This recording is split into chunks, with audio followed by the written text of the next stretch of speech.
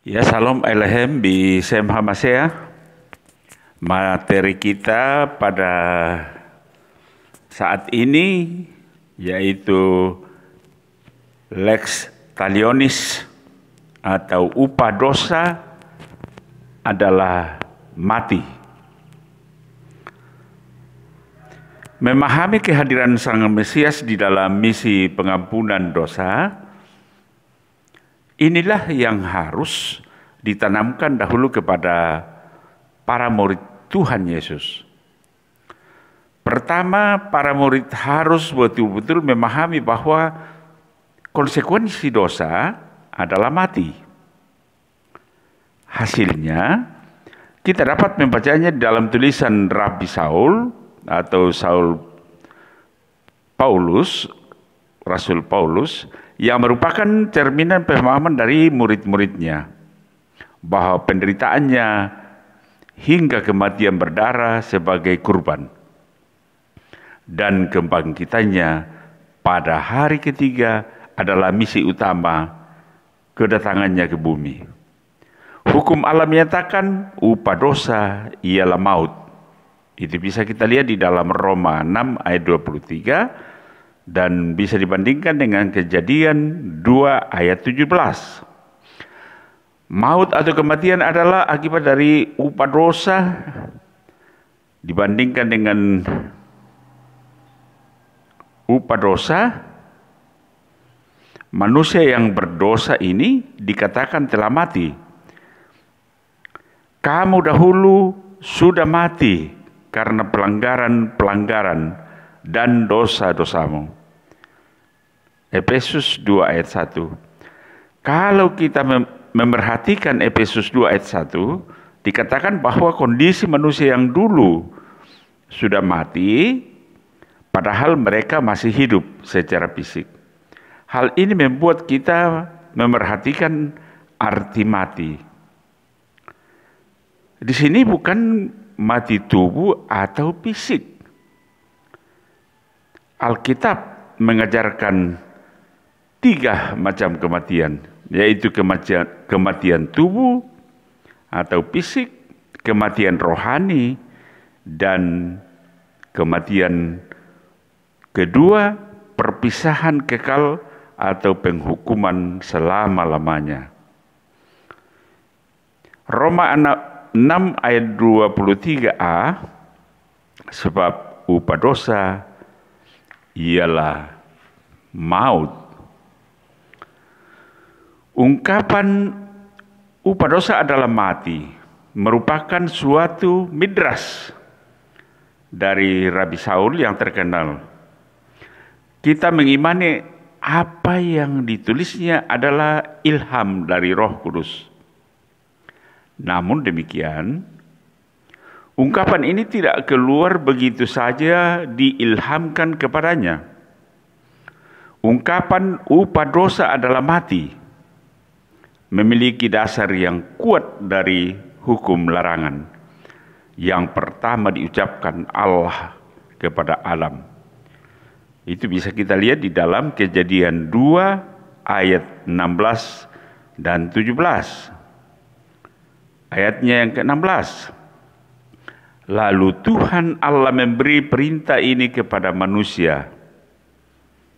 Semua pohon dalam taman ini boleh kau makan buahnya dengan bebas. Ayat 17. Tetapi pohon pengetahuan tentang yang baik dan yang jahat itu, janganlah kau makan buahnya. Sebab pada hari engkau memakannya, pastilah engkau mati. Ketika Adam dan Hawa pertama kali jatuh ke dalam dosa, ada konsekuensi nyata akibat dosa yang diperbuat mereka. Ialah bahwa segera setelah itu, mereka terusir dari Taman Eden dan tidak dapat bergaul dengan Allah secara langsung, sebagaimana sebelumnya. Ada jurang yang memisahkan antara Allah yang Maha Suci dengan manusia yang telah berdosa. Kemudian manusia kena dampak kutuk pada tanah Itu bisa kita lihat di dalam Kejadian 3 ayat 17. Akibat dosa Adam di antaranya adalah penderitaan, Kejadian 3 ayat 16, susah payah, Kejadian 3 ayat 17, dan kematian, Kejadian 3 ayat 19. Jadi ingat bahwa yang dikutuk Allah adalah tanah. Dalam bahasa Ibrani, Adamah, yang menyebabkan berbagai penderitaan bagi manusia, termasuk berpeluh, bersusah payah ketika mencari rezeki, ada penyakit dan kematian. Adam, manusia dalam Ibrani, Adam sendiri tidak dikutuk. Kata kutuk hanya kepada ular itu dan tanah. Sebab jikalau saat itu Adam dikutuk, habislah Adam saat itu. Adam akan mati secara tubuh dan rohani seketika, dan tidak perlu ada kurban pengampunan dosa. Konsekuensi ketiga bagi Adam adalah kematian. Itulah adalah yang paling berat. Alkitab memberi tahu kita bahwa oleh karena dosa manusia, semua manusia tunduk kepada kematian. Dan sebenarnya resiko ini bukan hanya kematian badan saja, melainkan juga kematian kekal, yaitu kematian kedua yang berupa kebinasaan abadi. Hal ini sudah dinyatakan sejak dari mulanya, yaitu di dalam Kejadian 2 ayat 16-17. Upah kematian harus ditebus dengan kematian. Apabila manusia ingin terlepas dari vonis nyawa, ini tidak bisa tidak. Manusia harus membayar harga pengampunan yang setimpal, yaitu membayar dengan nyawa sesuai hukum Taurat, nyawa ganti nyawa. Dan itu bisa kita lihat dalam Keluaran 21 ayat 24. Kita membaca ungkapan yang seolah-olah baru, sebab upah dosa adalah maut, Roma 6 ayat 23a. Namun sebenarnya tidak. Ungkapan ini merupakan hasil dari Midrash atau studi komparatif Taurat yang Rabbi Saul pelajari sejak kejatuhan manusia ke dalam dosa yang pertama, yaitu Adam yang jatuh ke dalam dosa, di mana ada tindakan Allah yang pertama kalinya dari Allah untuk menutup rasa malu Adam. Ia memberikan pakaian kulit binatang bagi Adam sebagai ganti dari cawat dari dedaunan. Buatan Adam ini adalah suatu tipologi dari penutupan dosa, dari tertumpahnya darah yang nantinya akan digenapi oleh darah yang tak bercacat dari Sang Mesias. Adanya binatang mati terbunuh dan kulitnya dijadikan penutup bagi aurat Adam adalah merupakan penggambaran secara tipologis pertama kalinya dari Allah tentang darah yang sempurna dari Sang Mesias. Dan peristiwa ini mendasari segala ritual hukum Taurat mengenai ketentuan penghapusan dosa dengan darah. Darah atau dam ditentukan dan disediakan Allah di dalam Alkitab. Sebab itu mengandung kuasa untuk mengadakan kurban penghapusan secara biologis. Ada hubungan darah dan kehidupan. Tanpa ada darah yang mengalir dalam tubuh, tidak akan ada kehidupan. Ungkapan di dalam perjanjian lama, daging dan darah menunjukkan hakiki manusiawi di dalam kelemahan dan keberdosaannya. Bisa kita lihat di dalam Matius 16 ayat 17, juga pertama Korintus 15 ayat 52, dan juga dalam Galatia 1 ayat 16. Dan Yesus Kristus telah menggenapi tuntutan Taurat itu dengan cara mati. Darahnya tertumpah di kayu salib. Bukan suatu hal yang kebetulan, Tuhan Yesus secara khusus memilih Rabi Saul, seorang ahli Taurat, untuk menjadi corongnya di dalam memberitakan Injil, sekaligus menjadi seorang apologis terbaik di hadapan orang-orang Yahudi yang sangat paham terhadap Taurat, yang telah menghafalnya, bahkan menghitung huruf-huruf di dalamnya. Dalam tradisi Yahudi awal, para ahli Taurat atau kelompok sarjana Yahudi menghitung setiap huruf yang ada di dalam Alkitab, serta jumlah kata ayat, paragraf.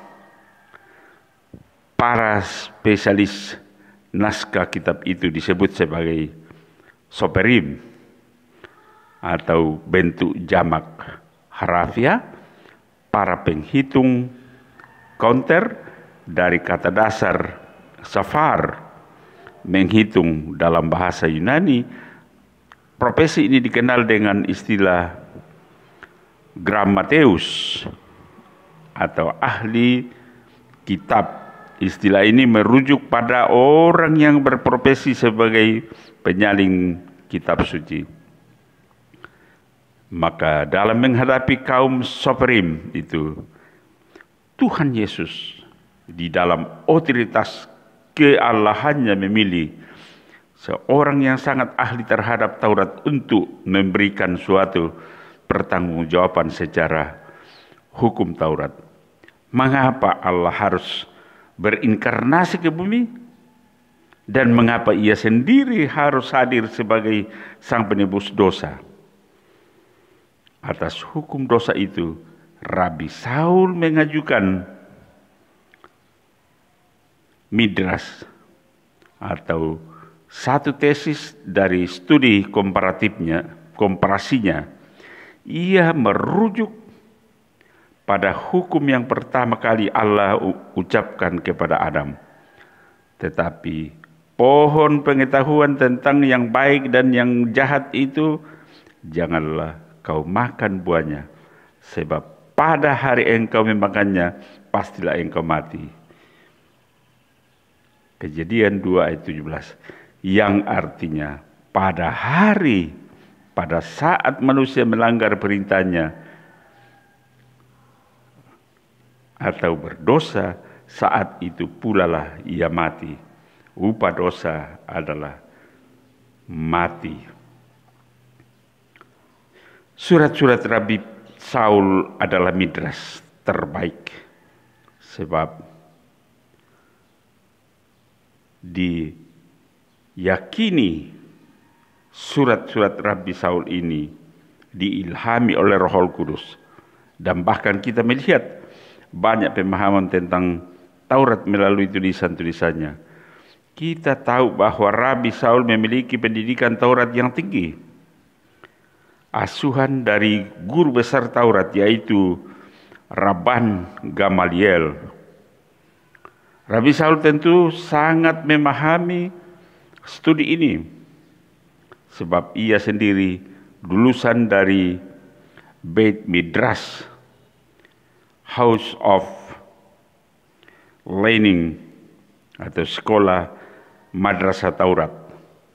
Rabi Saul di dalam tulisannya melalui Roma ayat 6:23 membawa kita kepada studi komparatif atau midrash, dan ini sangat menakjubkan dibandingkan dengan tulisan-tulisannya yang lain yang berkaitan dengan ini, dan mengadakan pembalasan terhadap mereka yang tidak mau mengenal Allah dan tidak menaati Injil Yesus, Tuhan kita.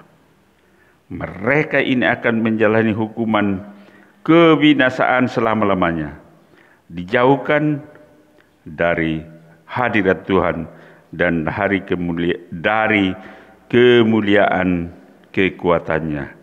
2 Tesalonika 1 ayat 8 dan 9. Dan bandingkan dengan tulisan Rasul Yohanes. Lalu maut dan kerajaan maut itu dilemparkanlah ke dalam lautan api. Itulah kematian yang kedua, lautan api. Bisa kita lihat dalam Wahyu 20 ayat 14. Alkitab menggambarkan kematian di dalam 3 bentuk, yaitu mati secara fisik yang ditandai dengan berakhirnya kehidupan, mati secara roh yang ditandai dengan terputusnya hubungan dengan Allah, dan kematian kekal yaitu di dalam neraka atau kematian kedua. Mati yang dibicarakan dalam Kejadian 2 ayat 17 adalah kematian secara roh di dalam poin B, yaitu terpisah dari Allah. Manusia ketika berbuat dosa juga mati secara moral. Allah mengingatkan Adam bahwa ketika ia makan buah yang terlarang itu, ia pasti akan mati. Peringatan itu sangat serius.